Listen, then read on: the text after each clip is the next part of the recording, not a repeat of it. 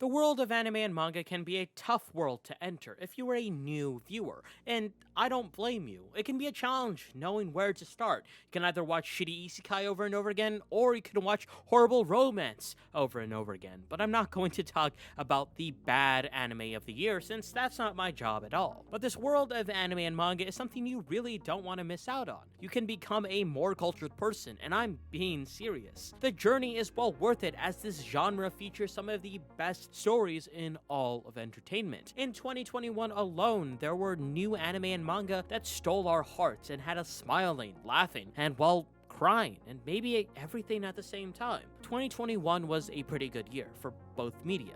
But before this video continues, I'm not going to rank all of these anime from 10 to 1 as well as manga. Rather, I'm reflecting on all the stuff I have watched and read and talking about the things that I loved and meant a lot to me. With that out of the way, I have a question for you. What do you get when you, the main character, is a kid with no mom, as well as a terrible father and is forced to fight monsters and colorful robots? Well, that's Evangelion, of course. But no one on the internet thinks this is just a mech anime. It is not, and it's deeper and a lot more complex than what it seems. Evangelion is a very important anime, not only to me, but how we as an audience view media, and how it can be used as a tool to talk about a lot of societal issues, especially amongst teenagers. With the conclusion of Hideki Anno's beautiful creation, the rebuild of Evangelion Thrice Upon a Time is the last of the rebuild films, as well as his 26-year-long story. The rebuilds of Evangelion do something quite different among remakes. They are a return to the original, but instead of just making small little updates like Star Wars or completely changing the story like Planet of the Apes, they present the same basic plot as the original, but characters make slightly better choices. These characters are a lot more mature and aware of what impact they have. This was a great conclusion to the already complex Evangelion. Thrice Upon a Time is more at peace with what Eva means to the fandom. It doesn't walk back on the tough love of 3.0, but it shows the possibility of a happy life for Shinji. We get glimpses of this in the original series, like the very weird skit in episode 26, but Thrice Upon a Time does that, but further. A common theme of Evangelion, especially of the original series, is that nobody can really support Shinji. They all have their own baggage, unavailable at best, and taking advantage of him at worst. That is, except for his school peers, Toji and Kensuke. They provide support. They come to like Shinji for who he is, without any strings attached. Shinji, as he was at the end of 3.0, is still a hollowed out husk. Over the first act, he slowly pulls himself together. It's a long and painful road to recovery, but it's possible because he's accepted by those around him. His school friends, now adults, live in humble farming colonies built after the Third Impact, something he caused. They provide him food and shelter without any exceptions, and that's what makes the story beautiful.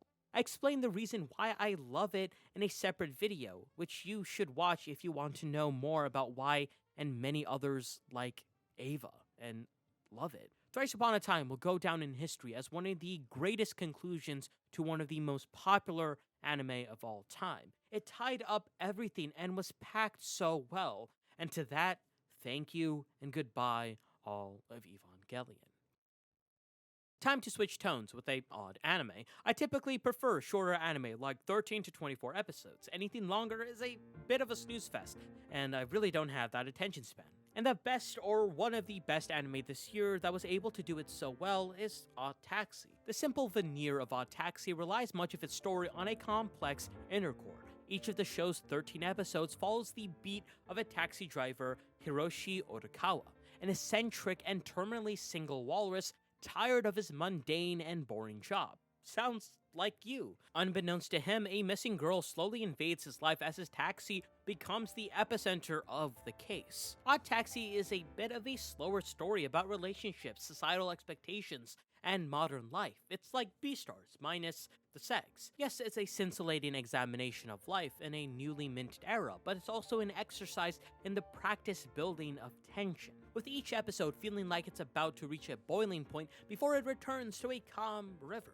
The show oscillates between mundane, often humorous conversations from Otokawa's passengers to the dangerous conspiracies brewing just outside the safety of his cab. Where the show truly shines is in the former, though the quippy banter between the cast characters reveals a deeply human view of modern life, tackling pervasive but often undersold conversations about online gambling, dating apps, and the urge to make it big in a world full of thousands of micro-celebrities. Hey look, that's me!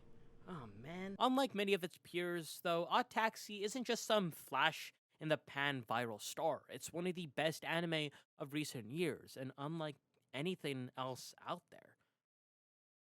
In terms of speaking years, JoJo fans have waited a long time for an anime adaptation, since Part 5. But even before we had one, we had shitty OVAs and the Stone Ocean and Evangelion hybrid. But anyway, Stone Ocean's place in the plot of JoJo's Bizarre Adventure can't be overlooked. While it serves as a conclusion to the main storyline, it also ties in points from Stardust Crusaders by working with an antagonist influenced by events in Part 3, featuring Jotaro in a prominent role. Stone Ocean is a essential part of JoJo's Bizarre Adventure, as every part is. It has the first series female JoJo, and that is what's so groundbreaking. It seems that a lot of people love the first 12 episodes.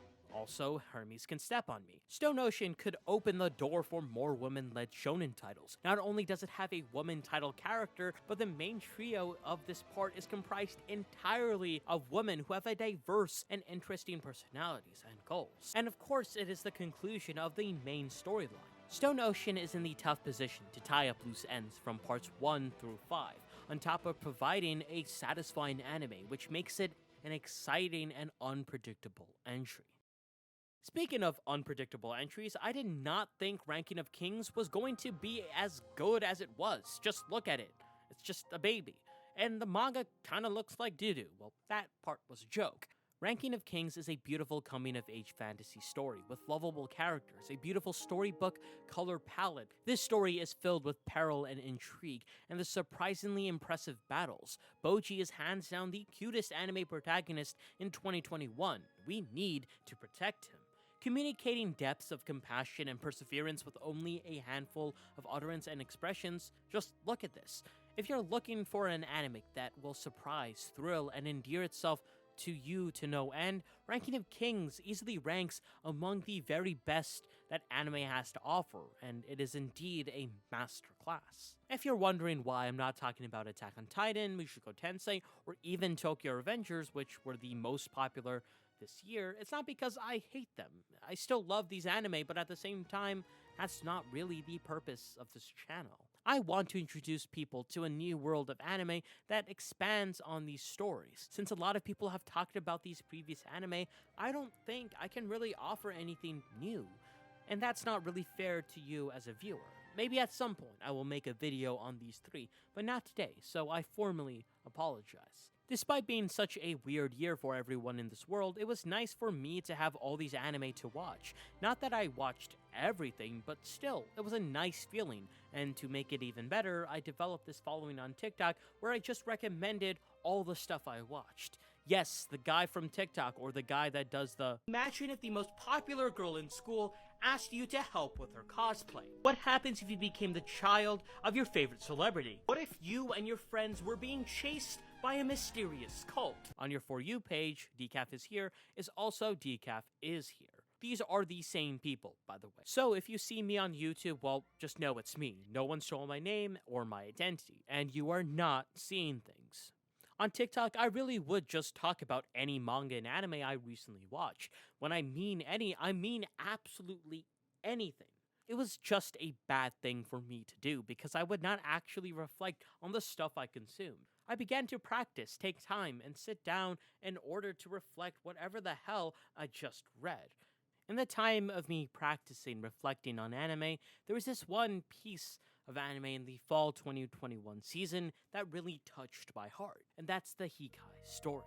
Science Sara is responsible for a considerable portion of the anime actually worth watching from the last 10 years, a decade with a chocolate box assortment of shonen and isekai variants. As one would hope, their powers combined have resulted in the Heikke story, worthy of the tale of the Heikke name. Yamagata put extraordinary care into the sounds and colors of this beautiful anime. The audio-visual experience alone justifies its existence. Soft, pretty tones paint one delicate scene of Japan after next. Whether indulging in nature's splendor or asking you to make in these simple beauties to be found in an imperial court. The Heikke Monogatari takes you straight out of seat and nests you into the more serene worlds. Not that these worlds are always calmer, mind you. The story documents the end of the Taira clan, death regularly knocking at the door in these episodes. Interesting though, death is presented quite differently when we see through the eyes of young Biwa, an orphan taken in by the head of the clan named after the instrument she carries. Protagonist and audience stand in. She takes in sadness as while revealing in the simple pleasure of court life, bonding with the local maidens and jamming her Biwa in tandem with her adoptive brother for everyone's merriment. Naoka Yamagata and Sara's evocative retelling of those monks' oral legends since turned Japanese literary culminates into something exceedingly rare in the modern landscape of Japanese animation and as a business. A show worth watching no matter where you fall on the anime divide. So now you hopefully understand why this video exists. I'm not simply just saying these are good, rather I'm giving my insight on anime you may not have heard of, and why it's so special to me. And hopefully these anime honestly do the same for you. This year was groundbreaking, and for all kinds of media as a whole, but I can't really talk about all of that in just one video. We have seen new anime rise and break how we view anime and manga, and I can't really emphasize this enough. Try to read and watch what I just talked about, but if you don't have the time, don't worry about it. It'll always be there, just for you. Many of the shows I just talked about really gave me a sense of what this media has and can become. All these stories can teach us about the world from entirely different angles, and honestly, I love it, and I hope you do too.